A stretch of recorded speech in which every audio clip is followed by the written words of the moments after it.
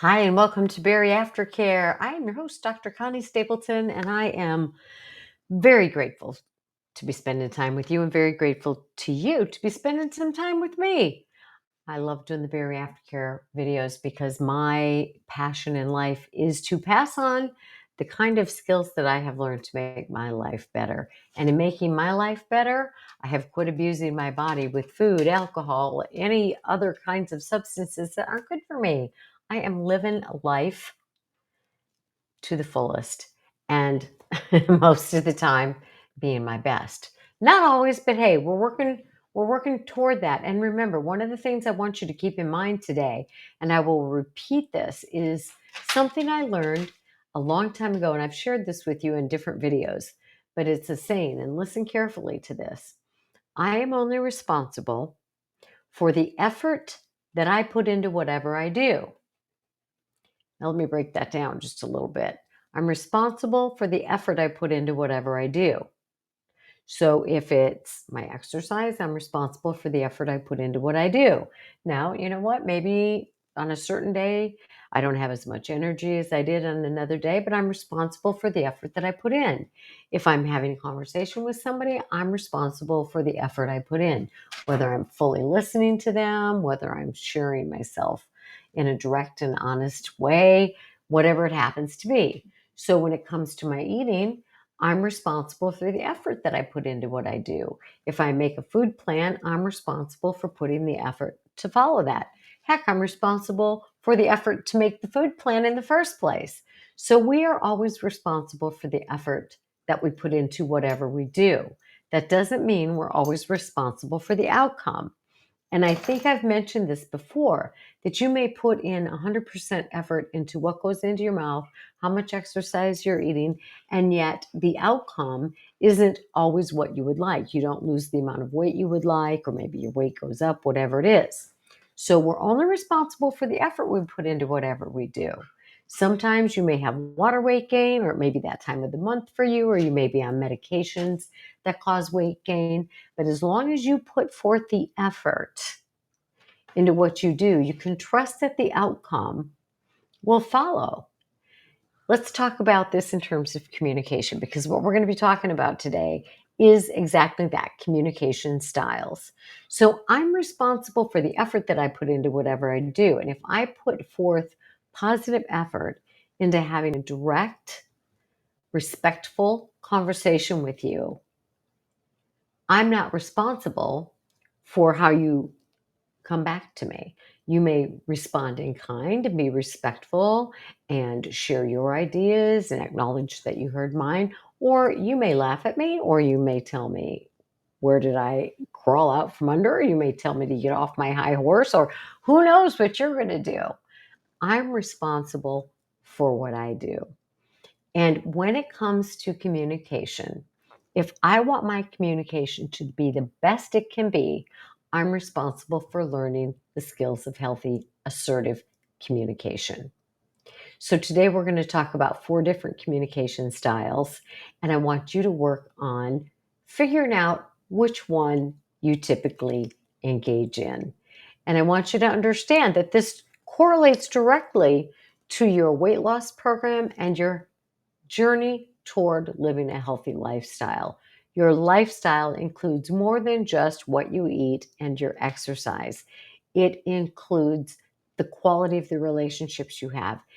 It includes the kind of relationship you have with yourself and whether or not you respect yourself, whether you value yourself, where your self-esteem is, and if you're moving toward being a better version of yourself. If you're working toward developing and grasping those healthy adulting skills. And these are important when it comes to your weight and your weight loss, because the better we feel about ourselves, whether it comes to how we communicate with somebody, when it comes to how much we did that day, when it comes to our attitude, our effort, all of those things, the better we feel about ourselves, the more we improve our self-esteem, the more we improve our self-efficacy, our belief that we can do something, the better we treat ourselves, the better we treat ourselves when it comes to food, the better we treat ourselves when it comes to exercising our body, the better we treat ourselves when it comes to healthy acts of self care, all the way around. The better we feel about ourselves and what we do in each activity of our life, the better we are going to be with our food and our exercise. It's when we don't feel good about ourselves. It's when we start beating up on ourselves. It's when we engage in negative self talk. It's when we start saying we didn't do good enough that we're tempted to reach for food for an emotional comfort. So, the better we can engage in our lives according to our own values, the better we treat ourselves in every arena of our lives. Today, we're going to talk about one way we can do that, and that is by learning healthy communication skills. So, the four communication skills that we're going to investigate today are assertive communication, passive communication, aggressive communication, and passive aggressive communication. And we're talking about each of these because they will, in fact, influence your weight loss journey and your ability to sustain a healthy weight. Let's talk about each one individually, and then we will give some examples of each, all right, as it relates to your weight loss journey.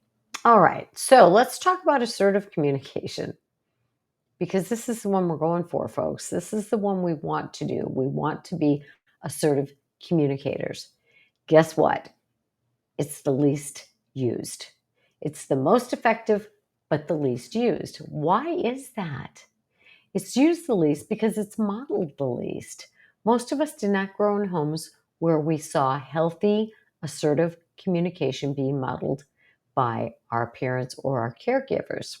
We do not see very healthy, assertive communication modeled for us on television. We don't see it modeled for us on social media. So it's hard to get an idea of what healthy, assertive communication is. Now, we do tend to see it in the healthier, more professional atmospheres. So, in your work environment, depending on the work environment, you may see healthier, assertive communication being exchanged there. Regardless, what we're after is to decide what kind of communicator am I, and how can I work toward becoming a more assertive communicator? So, what does it mean to be an assertive communicator? An assertive communicator is direct. They say what they think, they say how they feel, they say what they would like, but they do it in a respectful, kind, considerate, two-way manner. In other words, I'm going to listen to what you have to say, and I'm going to say to you, honestly, what I'm thinking. I'm going to let you know by repeating. So, what I hear you saying is ABC, because I want you to know that I'm listening to you. That's part of being an assertive communicator is listening and being respectful of what another person brings to the table. So you want to let people know you understand their point of view and that you appreciate their perspective, even yes, if it's different than yours. I'm going to offer solutions without being demanding. It's not my way or the highway. So I'm responsible for how I present my information to you. I'm going to offer solutions, like I said, and I'm going to, if remember, if somebody comes back at me, if I'm being assertive and appropriate, and they come back at me ridiculing, oh, look at you being all assertive and prim and proper, and they're criticizing me or mocking me, or because they're coming from an unhealthy place, I'm going to ignore that, and I'm going to repeat again. This is what I would like to do in this situation. I'm interested in hearing what you would like to do. This is how I feel about what's happening between us. I would like to hear what your perspective is. This is what I think we should do in this situation. I'd like to know what you think about what we should do in this situation. That is assertive communication. All right. When you engage in assertive communication, what it's saying to the other person is we both win. I win because I'm being direct and honest. You win because I'm hearing you, and I hope that you're sharing directly and honestly with me.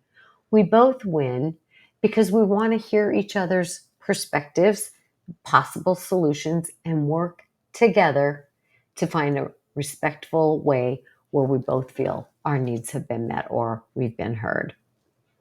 All right, so I'm going to use the same two examples when it comes to weight and eating for all of these communication skills. One is you're with somebody else and they ask where you would like to eat. So the question is, where would you like to eat? An assertive response would be, I would appreciate if we could either eat at restaurant A or restaurant B because they have options that go along with my bariatric eating needs. End of story. I would appreciate if we could eat at either this or that. And the other person has an option to say, I don't like either of those places.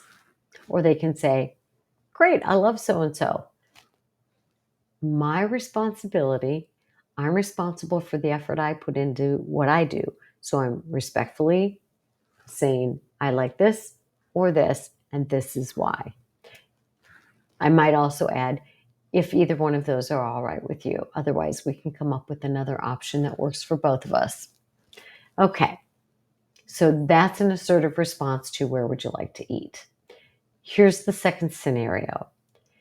Somebody in your household, roommate, partner, kid, whoever it is, brings home your trigger food and lays it on the counter and leaves it there. Now, let's assume you've already had the discussion that this is a trigger food for you and you have agreed. They've agreed they won't bring it home or leave it out where you can see it. So, assertive response to this would be, it would really be helpful for me if you wouldn't bring this food home. That food is a trigger for me. I totally respect that you live here too, and I want you to be able to have what you enjoy. So, if you want to have it here, it would be so helpful and appreciated if you would keep it out of my sight. Beautiful. Not hurtful, not critical, not mean, not rude. I'm responsible for how I said it. And I did a good job. So let's move into what passive communication looks and sounds like. So if you're a passive communicator, typically you don't want to engage in any kind of conflict, and that's why you may engage in passive communication. But it's also a sign that you don't have enough value to put your thoughts, feelings, needs, wants on the table. You're basically saying, I lose here and you win. I don't matter, but you do. So here's what this might look like, right? So I want to avoid conflict because maybe I'm a people pleaser. If you're a passive communicator, you're easily persuaded by somebody else's opinion. You hide your true thoughts and feelings. So it's disingenuous. You're not being who you truly are. And if I'm being disingenuous, if I'm not saying what I really think or what I really want, I'm likely to what? Be angry. I'm likely to be resentful. I'm likely to interpret it as, oh, you don't care what I think. I don't matter to you. And when I feel like that or I have those kinds of thoughts, I may want to soothe myself and return to emotional eating of unhealthy foods. We don't want that, but that often happens. And this is how communication is linked to your eating behaviors. But if you're a passive communication, and this is not recommended, you rarely get what you want and you end up feeling badly about yourself. It's kind of I lose, you win, I don't matter, you matter. Let's use those two same examples that I mentioned before. All right, where do you want to eat? A passive communicator will say, it doesn't matter where we eat, wherever you want is fine. Now, this is only passive if there's really somewhere you would like to eat. Let's say you would like to eat at this place and you definitely know that's where you want to eat, but you don't say so. You don't stand up for yourself. You just say wherever you want is fine. But if you go there and you're not really happy about it, whose fault is it? It's your own because you didn't speak up, but you didn't want any conflict, so you just shoved it down. When we shove down our thoughts or our feelings or our needs or our wants, They want to come up, they want to come up, they want to come up. So we use food to shove them down some more. So your passive communication is not going to help you in your weight loss efforts. Let's say we have this scenario where somebody brings your trigger food into the house and you're a passive person. So what you do is nothing. I didn't want to upset my roommate, so I just didn't say anything when they brought that trigger food in and left it on the counter. Or I didn't want to upset my child, or I didn't want to upset my spouse or my partner, so I just didn't say anything. Well, you're setting yourself up for disaster because there's that trigger food in front of you, and you did not take the responsibility to be assertive and say, that's a difficult situation for me. This is what I would appreciate. So passive may get you into a world of hurt, emotionally and with food. All right, let's move on to aggressive communication. Now, it's interesting because these are very different looking, very different sounding, but they're really for the same person. A passive person doesn't want conflict. The aggressive person doesn't want conflict, but they do it in a vastly different way. The passive person doesn't say anything. The aggressive person says something and they say it loudly, and they do it to shut the other person up because then in their mind, they're avoiding conflict. But they're coming across like a bully, and they're coming across very disrespectfully, and they're coming across arrogantly, and it's my way or the highway. You don't want to be an aggressive communicator. And that was me in my early years. It's a very selfish communication style. It's, I want what I want. I don't care what you want. So basically, it's telling the other person, I matter, but you don't matter. I win, you lose. Not a good thing. It's not going to lead to a healthy communication or a healthy relationship between the two of you. And when I do that, there's a part of me that knows I'm being a jerk. And my self esteem is going to wither. And I'm going to say really unkind things to myself because I know that that was a jerk thing to do. And then maybe I'm going to go eat at it because I feel like I'm a jerk. So it sets up that negative, vicious self abuse cycle. And people who are aggressive usually aren't apologetic, even if they know that they're wrong. So they risk conflict, but they want to avoid discomfort. It doesn't make a whole lot of sense. But what they're trying to do is back the other person down so they don't have an opportunity to say what they want. So aggressive communicators say, I win, you lose. Here's an example using those two scenarios. Where would you like to eat? Well, here's where I want to eat. And you told me earlier you don't care. So this is where we're going. The other person's kind of shut down, right? They may come back and argue, but basically the aggressive person is saying, we're going to go where I want. I don't care what you think. Not healthy. And the thing about bringing the trigger foods home is here's an aggressive person's communication. If you dare to bring such and such food into the house, you're going to find it down that garbage disposal because that's a trigger food for me and I don't want it here. Very disrespectful, very discounting of the other person completely. Not a good way to go. Let's combine the two. Passive aggressive. You've heard of this. Passive aggressive is often very manipulative. It's often victimy. It's really not a healthy communication style. All right, so let's describe it and then share those examples. So passive aggressive is indirect. I'm not going to say what I really think or how I really feel, and it's manipulative. I'm going to let you know though. I'm not going to say it, but you're going to feel it. I'm either going to slam doors and let you know I'm pissed, or I'm not going to talk to you. And you're going to say, what's wrong? And I'm going to be even more passive aggressive and say nothing, but I'm going to let you know. So it's not saying it, but it's acting it out. And a passive aggressive communicator is determined to get their own way, but they're going to do it in manipulative, subtle, or what's referred to as sideways or indirect ways. Man, a lot of times there's a guilt trip. You might act like the victim. Oh, passive aggressive communication says, I lose, and so do you. I don't care much about myself, and I really don't care about you either. It's kind of what this style suggests. All right, so when you say, where would you like to go eat? Here's what a passive aggressive person does. Passively, they say out of their mouth, wherever you want to eat is fine. But the aggression comes out when you get to the restaurant and they start complaining about everything on the menu. There's nothing here I can eat. Oh my gosh, I can't believe. If you cared about me, you knew they had nothing bariatric friendly on this menu. Passive aggressive, right? You said you didn't care, but then you're giving it to me in big doses. All right. In regard to the trigger food, sure, you bring home whatever you want. It's your house too. Very passive.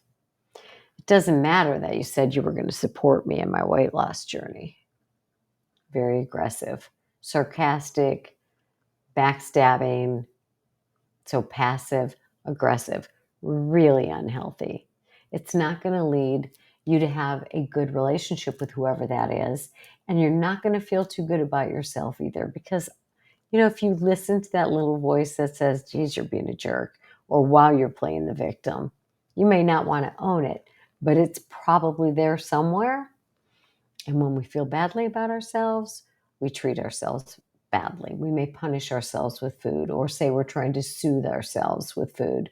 But really, those two things are the same if you think about it. If I'm trying to make myself feel better and soothe myself by using food, I'm also punishing myself because then I'm going to go into this whole, oh my God, what did I just do? I can't believe I did that. I'm such a loser. And now my self talk is digging me into another hole. And I want to feel better. So it's a vicious cycle. So, passive communication, aggressive communication, or the combination of passive aggressive is not going to lead us to a positive place within ourselves, within our relationships with others, or in our health journey. So, that's what we're trying to avoid. We want to become aware of what we do because if it's one of those latter three, we don't want to continue to engage in it. You're going to have to take some initiative. You're only responsible for the effort you put into whatever you do. If you want to become a more assertive communicator, then perhaps you're going to have to put some effort into learning how to be one. And becoming an assertive communicator takes some effort. Maybe get online and read about it. Maybe get some books. Maybe go to a therapist or a life coach. Maybe sit down and write out what you would like to say to somebody in an assertive way. Check it with people you trust. Try it on. Practice it in the mirror. Do this several times because we're only going to get better at things that we practice. I mean, think back. Did you ever play hopscotch when you were a kid? Maybe you kind of stunk at it. You couldn't get that rock into the right box, but after you tried it, you couldn't hop on one foot. Or maybe, you wanted to play an instrument and you kind of sucked at it at first, but the more you put into it, the more you did. It's like anything. But we want to be experts without having to put forth the effort. Doesn't happen that way. So you're learning a new skill, the skill of assertive communication. Learn it, put some effort into doing it, and then be proud of yourself and see if that doesn't lead you to healthy behaviors toward yourself in your life. All right, take home messages. Be aware of what your communication styles are. Learn more about assertive communication and then use it.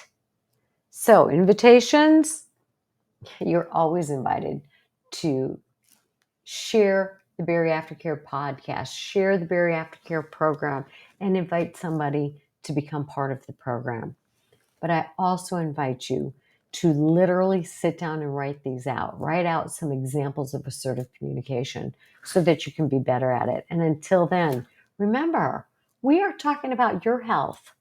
We're talking about your well-being. We're talking about your weight loss journey. We're talking about your becoming your best healthy adult. It's your responsibility this day and every single day. So I'll see you later in the week when we're going to do a communication style quiz. All right. Until then, make it a great one. Bye-bye.